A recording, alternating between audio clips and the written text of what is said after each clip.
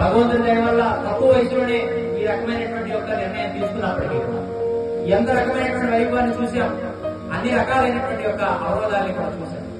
ఇవాటి కూడా మహాత్మ వ్యతిరేకతతో ఆఖరికి శ్రీరామనవమి రోజు రామతీర్థంలో ప్రభుత్వ లాంఛనాల అధికారికంగా కళ్యాణం జరిగితే ఆ వాళ్ళ బయలుదేరే ముందు ఎందుకో కార్యక్రమం అనిపించింది. ఒకసారి కారు నట్లు చెక్ చేస్తే బాగుంది.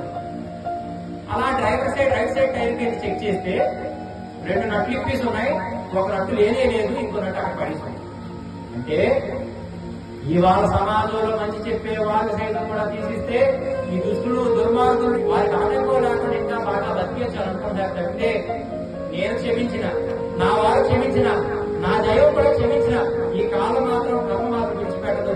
ఖచ్చితంగా అప్పు చేస్తే ఎలాగైతే మన వడ్డీతో సైతం కట్టాలో, తప్పు చేస్తే ఖచ్చితంగా అంతే తిరిగి రెట్టింపు పరిణామాలు కూడా ఎదురవుతూ ఉంటాయి.